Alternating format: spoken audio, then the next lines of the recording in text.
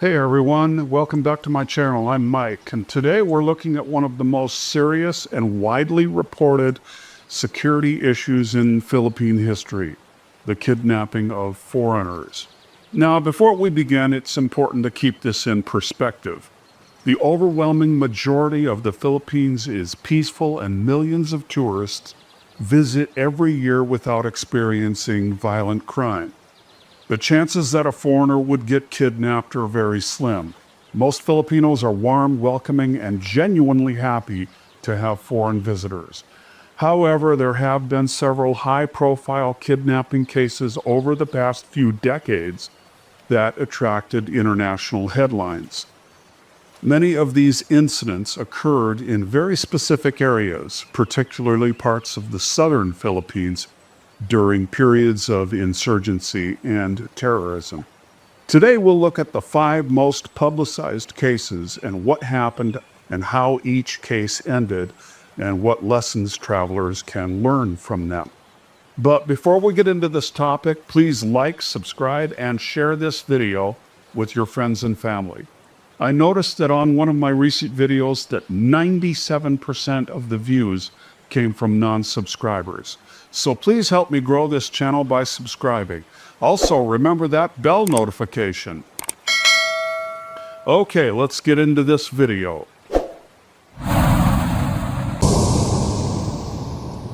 Number 5, the Sipadan resort kidnappings in the year 2000. One of the most famous kidnapping incidents involving foreigners occurred on April 23, 2000. Although the victims were abducted from Samal Island in Malaysia, they were taken by armed members of the Abu Sayyaf group to the southern Philippines. 21 hostages were seized, including tourists from Germany, France, Finland, South Africa, Lebanon, and Malaysia. For months, the world watched as negotiations dragged on. Television crews from around the globe dissembled on Jolo Island, where the hostages were held. Images of frightened tourists surrounded by heavily armed militants became some of the defining news footage from that era. Eventually, most of the hostages were released after lengthy negotiations. Reports at that time indicated that intermediaries from Libya helped facilitate their release. The incident significantly damaged tourism throughout the region and brought international attention to the security situation in the southern Philippines. Number 4, Martin and Gracia Burnham in the year 2000. Perhaps no kidnapping case involving Americans became more well known than that of Martin and Gracia Burnham. The couple were missionaries from Kansas who had spent years working in the Philippines. In May of 2001, they were celebrating their wedding anniversary at the Docks Palmas Resort in Palawan when Abu Sayyaf militants attacked the resort. Several foreign tourists and Filipino employees were kidnapped.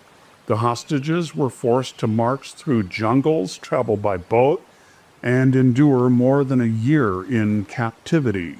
Martin and Gracia later described living with constant uncertainty, illness, hunger, and fear.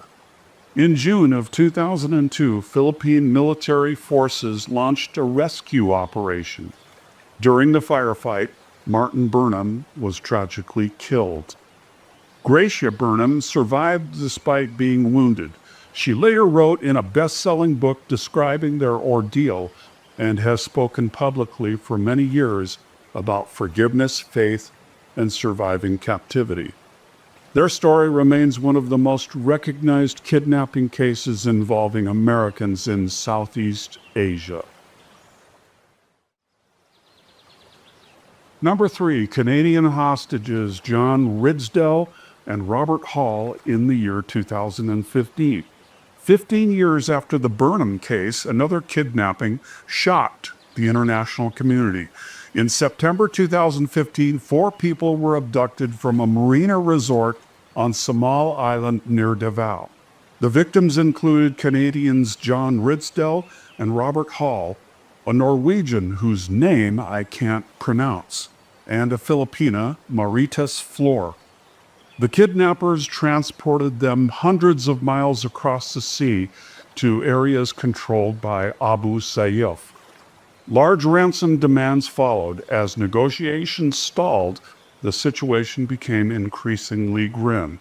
In April of 2016, John Ridsdel was murdered. Just 2 months later, Robert Hall was also killed. Both executions received worldwide media coverage and were widely condemned by governments around the world. The Norwegian hostage was eventually released after nearly a year in captivity. Maritas Flor was also eventually freed. The tragedy reinforced warnings against traveling to high-risk areas in parts of the southern Philippines. Number 2, the Red Cross workers in the year 2009. Not every kidnapping involved tourists. In January 2009, 3 humanitarian workers with the International Committees of the Red Cross were kidnapped on Jolo Island. The hostages included Swiss national Andreas Nader, Italian Eugenio Vagni, and Filipino Mary Jean Lacaba. The 3 had been visiting a prison as part of humanitarian work when they were abducted.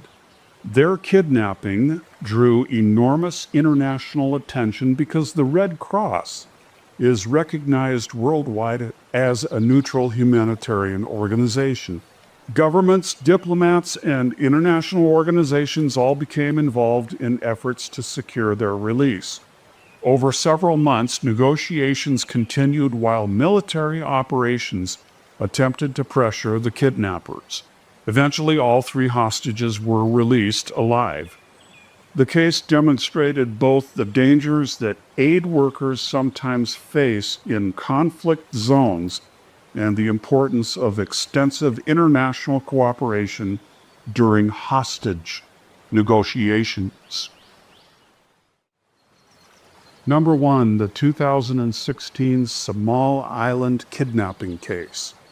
The kidnapping case from Samal Island deserves separate mention because it dramatically affected perceptions of safety among foreigners living in and visiting the Philippines. Samal Island has long been considered one of the safer tourist destinations in all of Mindanao. When armed men arrived by boat and abducted foreigners from the marina, many people were shocked. The incident showed that even areas not traditionally viewed as conflict zones could become targets. The kidnappers moved their hostages through remote areas while demanding millions of dollars in ransom. The lengthy captivity, international negotiations, and tragic deaths of 2 hostages became front-page news around the world. Following the incident, Philippine security forces significantly increased operations against Abu Sayyaf and other kidnapping groups. In the years since, military campaigns have substantially weakened many of these organizations, although governments continue to advise travelers to follow current travel advisories, particularly for certain areas in the far southwest of the Philippines. So what these cases have in common, and although these kidnappings occurred over different years, they share several important characteristics. First, nearly all occurred in or were connected to specific conflict-affected areas in the southern Philippines. Second, the kidnappings were generally carried out by organized militant or criminal groups seeking ransom or political leverage, not random street criminals. Third, they received enormous media attention because the victims were foreign nationals. Finally, these incidents led to major changes in Philippine security operations and international travel advisories. So, is this still a risk today? One question many viewers may ask, does this still happen today? The security situation has improved considerably compared with the early 2000s. The Philippine military has conducted sustained operations against kidnapping groups, and many of the organizations responsible for these historic incidents have been significantly degraded. Most foreign visitors spend their entire trips without encountering violent crime. However, governments such as the United States, Canada, Australia, and the United Kingdom continue to issue elevated travel advisories for certain parts of the Sulu archipelago and other limited areas because of the residual risk of kidnapping and terrorism. The key point is that these warnings apply to specific locations, not to the Philippines as a whole. And it reminds me of something that happened to me about a year ago. I was walking to the beach one day to film a video. I passed by a couple of Filipino men, and one of them asked me to come with him to meet his sister. I politely declined, and I got to thinking, what if he was trying to kidnap me? But then I thought about how kidnappings almost never happen in Cebu. So he probably did just want me to come and meet his sister. Okay, here are some travel safety tips.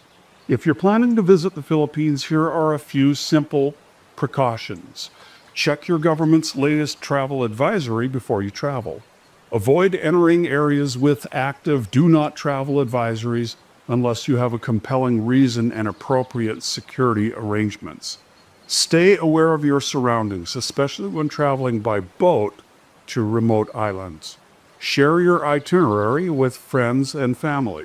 Use reputable transportation and accommodations. Follow guidance from local authorities. Millions of people visit the Philippines safely every year, and informed travel decisions go a long way toward reducing risk. Okay, let me close out this video with some final thoughts. These 5 kidnapping cases became international headlines because they were rare, dramatic, and involved foreign nationals under extraordinary circumstances. They also remind us that understanding local conditions is an important part of international travel. The Philippines remains one of Southeast Asia's most beautiful destinations, with incredible beaches, mountains, diving, history, and some of the friendliest people that you will ever want to meet. At the same time, like any country, it has regions with different security profiles, and it's wise to stay informed. If you found this video informative, please give it a thumbs up, subscribe to my channel, and hit the notification bell so you don't miss future videos about life, travel, and retirement here in the Philippines. Thanks for watching. Stay safe, God bless, peace out, and I'll catch you in the next video.